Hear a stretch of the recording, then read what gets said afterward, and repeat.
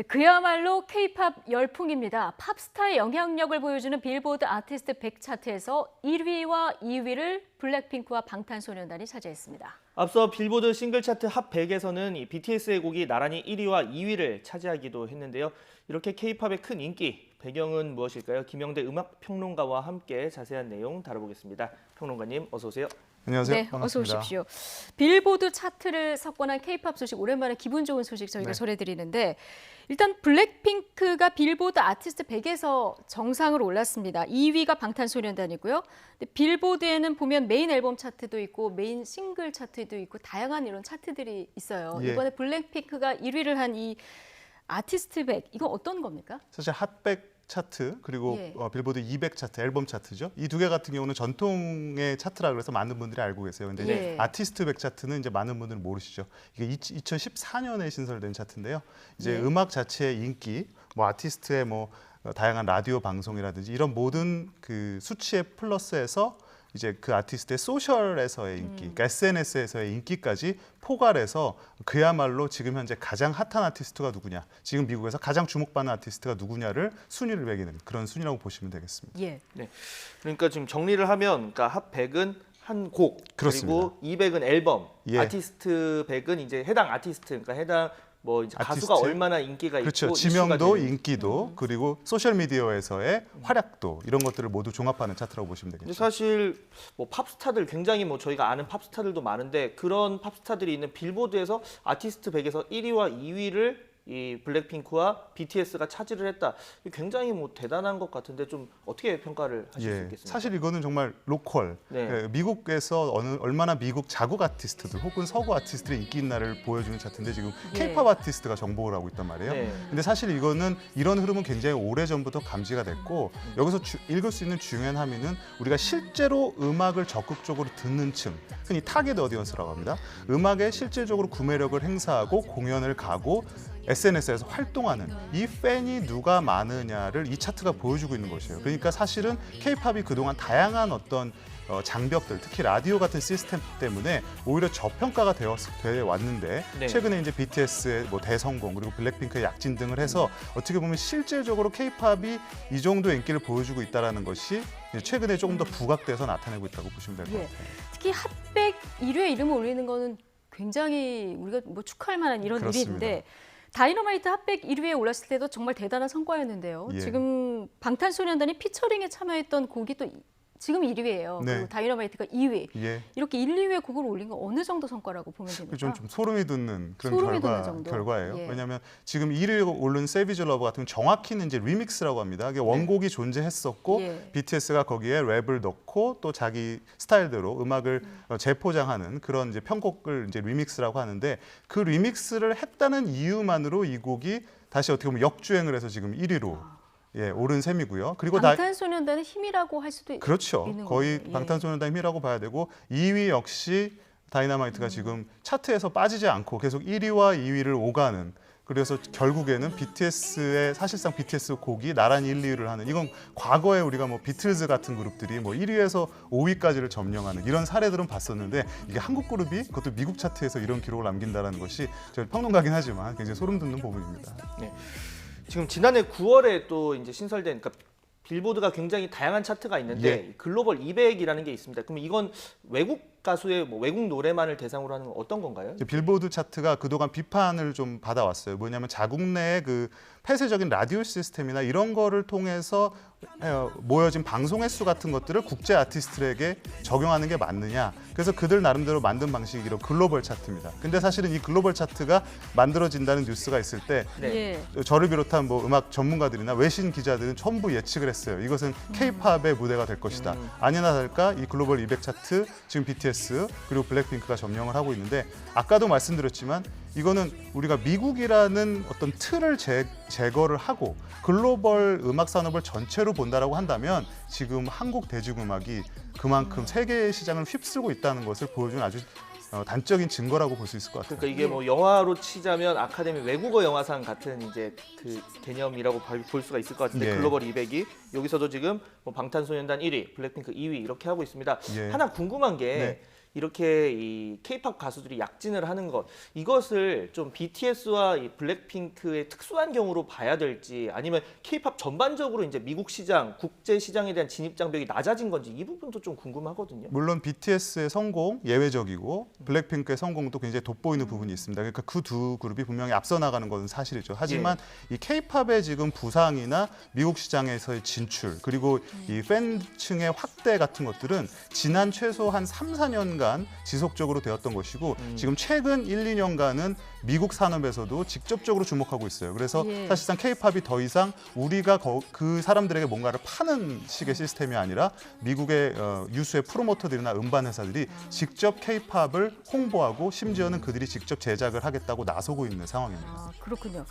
지금 뭐 BTS뿐만 아니라 블랙핑크 앞서 보셨지만 활약이 대단하지 않습니까? 그렇습니다. 이 아티스트 101위는 팝스타를 통틀어서 걸그룹 최초다. 뭐 이런 네. 성과까지 거둔 건데 그러니까 지금 말씀하신 거 들어보면 이렇게 K-팝이 빌보드 차트를 석권하고 미국에서 이렇게 인정을 받는 것은 굉장히 지속적인 노력의 성과다 이렇게 보면 될까요? 예, 그렇습니다. 뭐 지금 K-팝이 세계 시장에 도전을 한 지도 지금 20년이 됐습니다. 그간 뭐 수많은 실패가 있었고 그 안에서 쌓은 노하우 같은 것도 있었고 기획사들이 그를 통해서 계속 변모하는 모습과 그리고 나름 자체적으로 개혁하는 계속돼서 새로운 모델을 만들어내는 그런 노력들을 해왔는데 그런 것들이 어떻게 보면 지금 다양성을 존중하는 시대 그리고 미국 내적으로 봤을 때 새로운 팝 음악의 조류를 만들어내지 못하고 있는 상황에서 K-팝이 어떻게 보면 대안적인 모델로 지금 떠오르고 있는 상황입니다.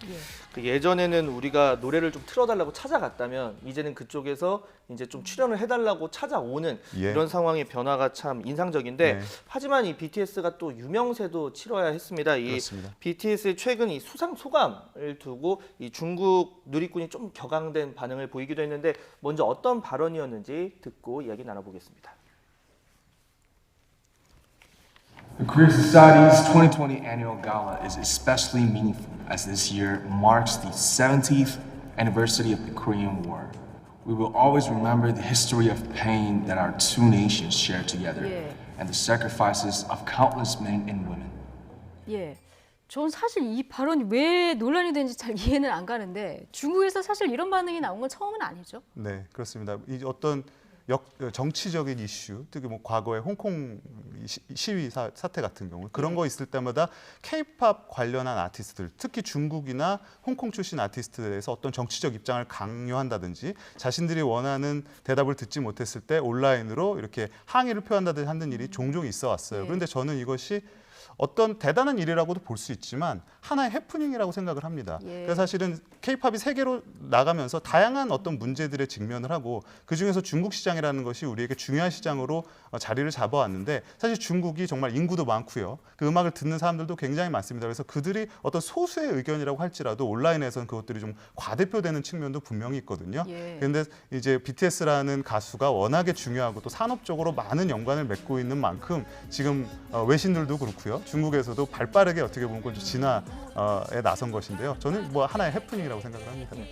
그런데 이 중국 관영 매체, 그러니까 황구시보가 처음에 이 보도를 했는데 관련해서 다시 좀 중국 팬을 자극하는 보도가 오늘 오전에 조금 전에 나왔습니다. 그러니까 뭐 BTS의 말은 잘못이 없고 중국 팬 필요 없다 이런 국내 댓글을 이제 가져다가 제목으로 썼어요.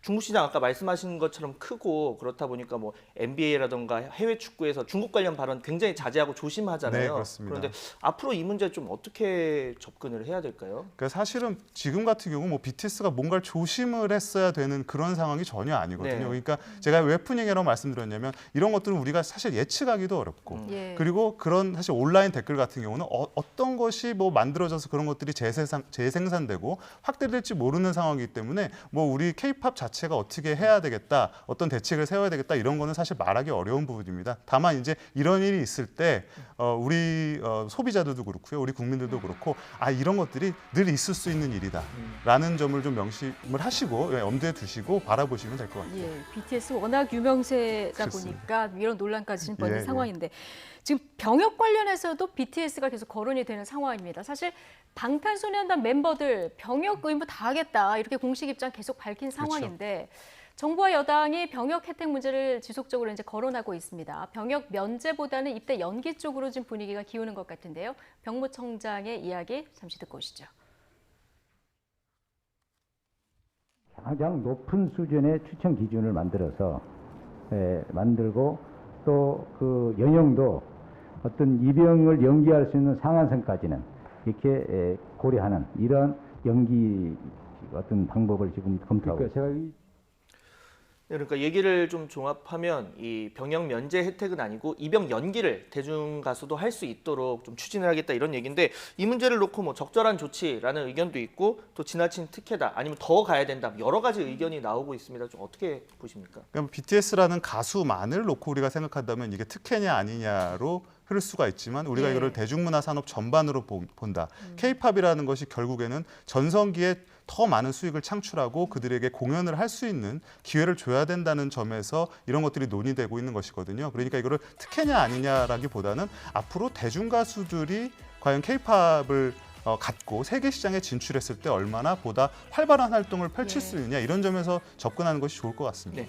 자, K-팝 관련한 내용이니까 마지막으로 하나만 더 여쭤볼게요. 네. 앞으로 이런 뭐 BTS나 그리고 블랙핑크 이외의 다른 가수들도 뭐 세계 무대에서 활발히 활동을 하려면 좀 어떤 점을 우리가 더 신경 써야 되고 또 혹시 정부 차원에서 뭐 지원할 그런 부분은 없는지 이런 것도 궁금하거든요. 네, 저는 일단은 K-팝 가수들이 어떤 인문학적인 소양, 그러니까 그 문화에 대해서 그들이 공연을 하는 문화, 그들이 진출하려는 국가에 대해서 조금 더 섬세하게 문화적인 어떤 이해도를 높이고 인문학적인 소양을 쌓아야 된다. 그런 것이 우리가 지금 특히 진정성이라는 것이 중요해지는 시대인데 그런 것들이 우리가 K-팝을 단순히 상품으로만 보지 않고 아티스트로 바라볼 수 있게 만드는 어떤 그런 방법이 될 것 같아요. 그래서 그런 것들을 지속적으로 우리가 신경 쓰고 투자를 해야 될 것 같습니다. 네. 해당 국가에 대한 문화적 소양을 좀 기를 필요가 있고 네, 지원을 할 필요가 감수성이죠. 있다라는 얘기까지 들어봤습니다.